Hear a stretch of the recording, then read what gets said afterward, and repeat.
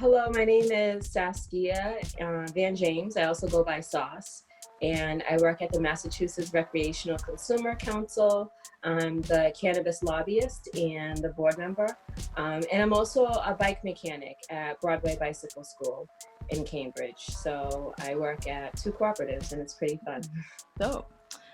So are you hood grown, and if so, how does that influence your aesthetic or the work you're making and doing? I love this question that you have. And immediately as soon as I saw the question posed, I was like, yes, like absolutely. And I really, it didn't take much for me to reflect, but it gave me a moment of like gratitude. Just because like I grew up, I'm like South Shore, Brockton, Taunton, that whole area. I have family all the way down in Wareham, like all up and down eastern Massachusetts. But then really like traveling all across the country to visit family. And then as an adult living in multiple states, one of the things that you realize about the hood is just like, right, it's just poor people and poor people celebrating life regardless. Like there's a celebration of your own life that you have to have because our country hates poor people, right? And so you're already facing rejection from mainstream society. And so there's an innate sense of love that I feel like that comes from hood grown and just an absolute acceptance of yourself for like a simplified life. I feel like mainstream society like looks at us and they gentrify us. They'll do things like they call hood grown like minimalism. To us that I look at minimalism pictures, I'm like, that's what my apartment looked like before I got my first couch and stuff like that. Like they're calling it minimalist. That's cute, but for us that's just part of the culture, that's part of the grind. So yeah, my lifestyle my aesthetic is very much influenced like that. Like I smoke weed and I ride bikes and I fix bikes. I'm not interested in the gains of capitalism other than to honor myself and honor my earth and honor the earth in my community and live like a healthy life and a productive life. Anything outside of that is extra. And that's how I would say being hood grown has influenced me, like to just keep an absolute like laser appreciation on the basics and really understanding that those basics in our society aren't basics at all. They're like essential and they're absolutely worthy, and you don't really need much, and you can make so much out of so little. Yeah. Yes, every like hood person is like the MacGyver before MacGyver was even a thing. Right? Like, I feel like it should have, like, logically MacGyver should have been black, because like really could a white man really fix all them things out of like nothing? Come on, no. Right, seriously, no. like you've seen so much magic just with a black woman and a paper clip or a Barbie clip, like a Barbie clip. Like we do so much with just even things that are broken, you know what I mean? Like we'll repurpose, reuse. It's funny to us that like, we'll have jokes about like the Black community and plastic bags. Like y'all, this recycling thing is new for y'all. Like for us, we've been using them 3-4 times. That's how you're supposed to use them.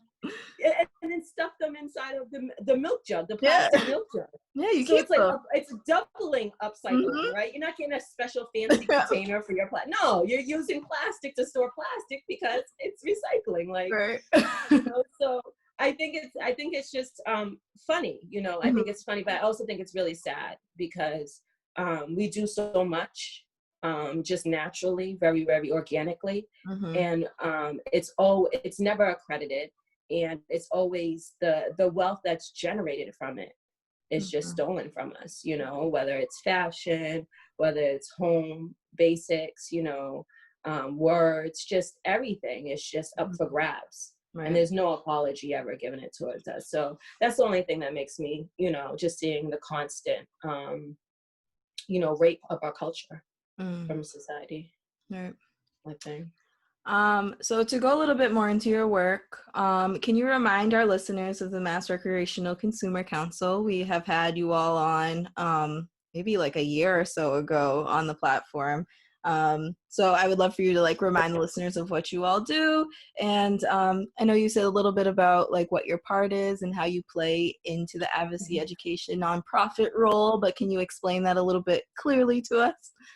Yeah, so MRCC, Massachusetts Recreational Consumer Council, we are an education and advocacy nonprofit, and we're formed in the shape, we're a 501c4. However, we operate as a cooperative. And we're a C4 because we do lobbying. Like I am a certified lobbyist. I have to do like lobbying work on the team on MRCC.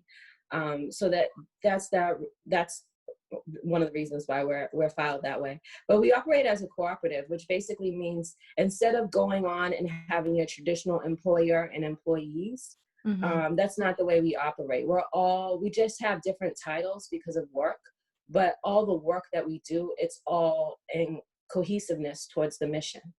So the titles just means a delegation of work that's being assigned to you in a cooperative. And I'm having a lot of fun. It's really, really intense though, because the cannabis industry is just rapidly changes so much. And for MRCC, you know, our big focus is on getting people to understand that like a capitalistic cannabis industry is not going to create a free, equitable cannabis industry. Capitalism never creates a free, equitable anything industry, right? So why did the people who created this industry use the system of capitalism as a framework to establish this industry?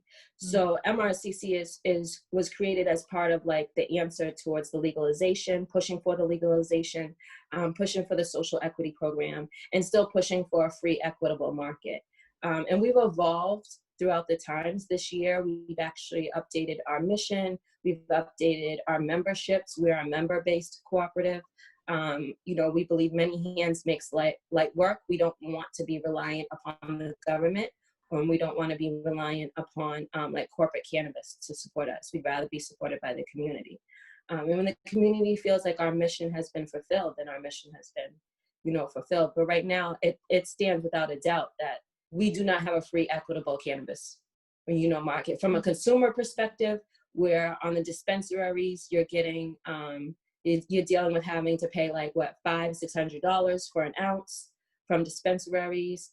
The CCC just released, like a lot of people got fined, you know, $250,000, $300K in fines for using pesticides on cannabis, and this is from the dispensaries. And so knowing these things, like people are assuming that dispensary weed is safer. It's not. Yeah. It's corporate cannabis. They're not, it's like you're trying to go to Walmart and get high quality. That's what's happening, you guys. Like they're not home growers. Now home growers, that's where the shit is. And that's where for us at MRCC, that's where we're really passionate about, because we want to smoke the fire. You know, we're consumers. We just want to smoke loud. You know, and growers, all they want to grow is loud. So it's a very organic, like synergy between us, between the growers and consumers, because everybody in between is just middleman trying to get greed. That's the truth of the matter. You know what I'm saying? If you have a great tomato and you're a tomato lover, you're going to find the best of the best grower, because that's what you want, you know? So that's kind of like our focus. Hopefully I can give like a more picture, but hopefully that's enough people to understand. That was very helpful for me. Can you tell me or us about the 94G, or is it 94G? It's specifically a cannabis tax revenue, and where do those funds where have they been going, and how do you how do you track where the money goes and all that?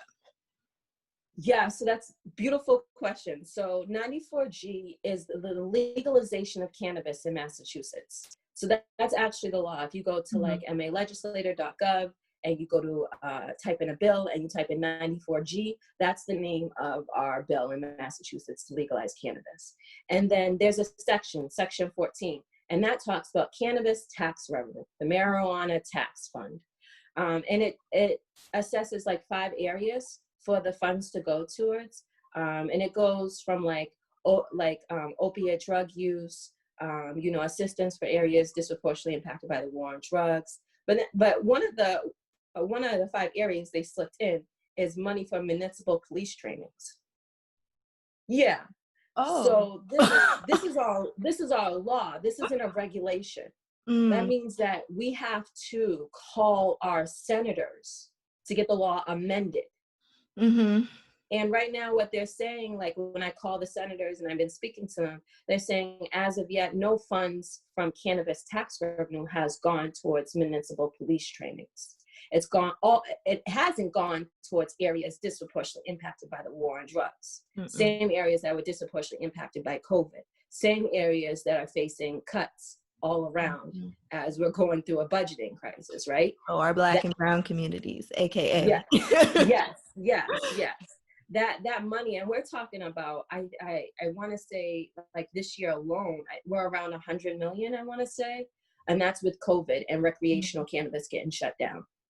So we would have even more cannabis tax revenue for our hoods if it had stayed open. But they're not putting the money towards us. They're putting it under quote unquote public safety, which is really just opiate centers. I don't have a problem with that at all. What I do have a problem with is that these opiate centers are, first of all, they ignored Black people when Black people were strung out on crack and drugs. So these opiate centers are not built for our communities and to address us. And so the same effects from the war on drugs, once again, we suffered from the war on drugs, you know what I'm saying? This is the loss of home ownership, being able to rent because you have records, families were destroyed, lives were lost. Like we can't even get access to the tax funds for our communities. So I think it's really important for people to like be aware of that, because you guys, us as consumers, cannabis consumers, we're creating hundreds of millions of dollars in wealth as a state. And I feel like the Black and brown community should be more aware of the cannabis community and really pushing the cannabis community. Like, yo, why isn't this money going towards us? Push us to get louder, get loud with us, turn up with us. Because this money is just sitting in there taking it and they're not putting it towards us. And we have to stay on that ass, you know what I'm saying? Because they always try to play us with the money. So not only are they not giving us the money they're collecting from the taxes put on cannabis, can we also talk about Bill S2650? I'm like terrible at like talking about stuff. It's beautiful the way you say it. Oh, is it 2,650? Do we call it that? No. You just call the number? Okay. Say whatever is comfortable for you, because I think it's also good for like people to hear like, what the hell is this bill? What's this shit like? So Bill S2650 is a bill that creates like social equity funds for like cannabis licenses. And it's in the Senate currently, correct? So why is this bill important right now? What is it doing, and what is it going to allow maybe hopefully Black and brown folks to be able to be a part of the actual selling legally now? Because we're, how many Black and brown men and women are in jail currently for this. Exactly. But how is this bill going to help us make sure that we are raking in some of the money now? So this bill has been created, 2650, it was stripped of another bill that was originally written by the lobbyist, the person who I replaced, Kamani. He's still on the team, but he's focused on another committee now. And it was originally drafted under 1123. They stripped the bill and rewrote it as 2650. And so as looking at 2650, it creates a social equity fund, which is critical now that we have this fund, because it takes tens of millions of dollars to enter this industry. And having this fund offers an alternative source of capital, of startup capital, because right now so many social equity and economic empowerment applicants, particularly Black, don't have millions of dollars to start up and enter this industry. And so some of them, because they are capitalists, they're trying to push a narrative to force partnership with corporate cannabis. And they'll retain like 51% ownership, but give up 49% ownership, you guys. There are Black people in this industry advocating to give up 49% of your ownership of your business just to gain capital. This is the severe miseducation that's occurring within our state, within the cannabis industry. This is not good business practices. These are horrific business practices that, you know, Black capitalists in the cannabis industry are trying to promote and normalize. And so for us at MRCC, we're seeing this happen, and we're like, this isn't just bad business practices. This is going to interfere with creating legacy and generational wealth for our communities.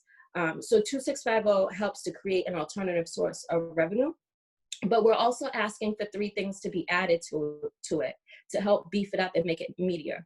Right now, this fund only creates a loan. And at MRCC, we've got middle fingers up in the air if you're trying to call a loan fucking equity. A loan, having access to a loan is not fucking equity, people. This is the shit that they up at the top of the hill that they try to sell us every day. And then for me as a cannabis lobbyist trying to tell me to go around and shop this around to everybody and get people to support. Nah, we're not doing that. So I wrote back, and we came up with it as a team at MRCC. We wrote back to them and we said, we're okay with 2650, but it has to have 3 changes. There has to be a 1-to-1 included in it, which means that general applicants, which is typically people who have millions of dollars, has to be distributed at the same time on a state level as social equity and economic empowerment licenses. Right now, there are like over 100, like around 100 general applicant licenses that's been dispersed, but like around less than 20, like social equity and economic empowerment licenses have been, you know, given out. And so far it's 4 years, but only one dispensary is open that's Black owned. Right. So, you know, this is a source of wealth. So that's like one of the things. We wanted to have, you know, 1-to-1, and then for the loan, we want to have a loan forgiveness program, because really a loan isn't social equity, but a grant is. You need to pay dues. You need to pay back towards these communities that created this industry.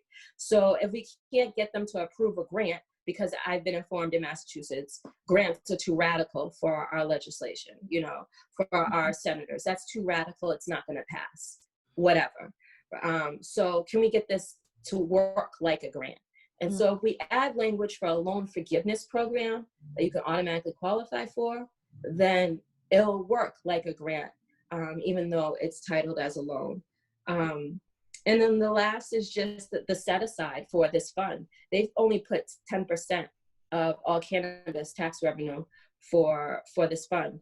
If $100 million is made, $10 million goes towards the pot. That's only enough for one person to open up.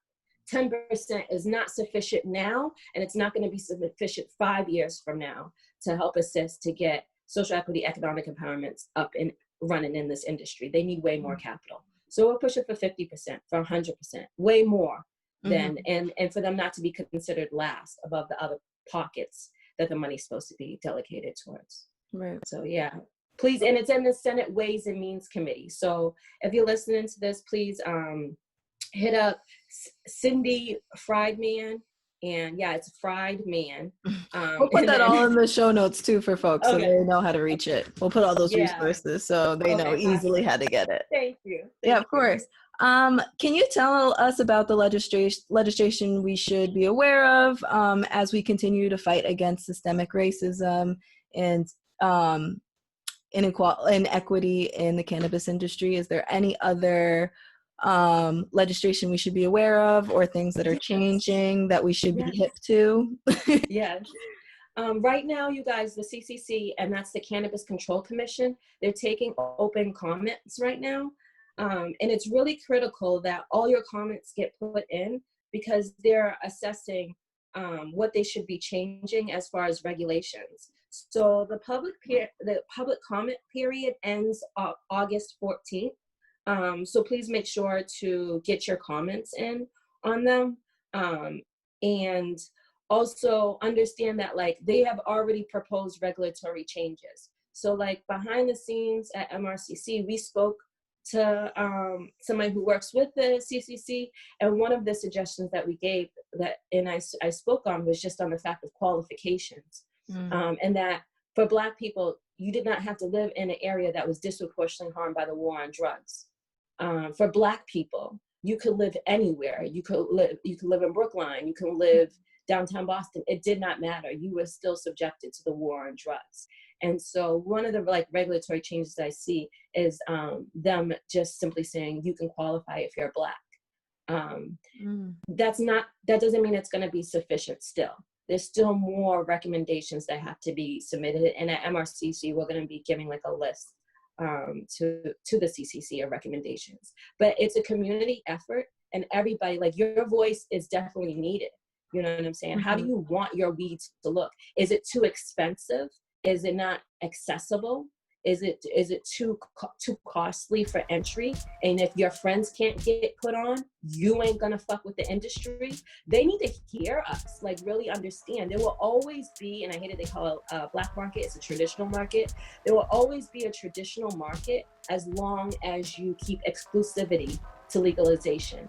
You know, as long as you're trying to use racial capitalization for legalization, there will always be a traditional market because we don't fuck with that shit.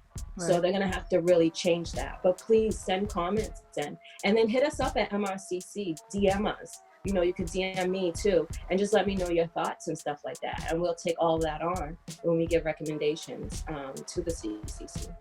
Dope. Thank you so much. So where can the people find you, and where can they like follow you and get all this information, along with, obviously we'll put this all in our show notes so people have it easy, but we'll just say it right now. Yes.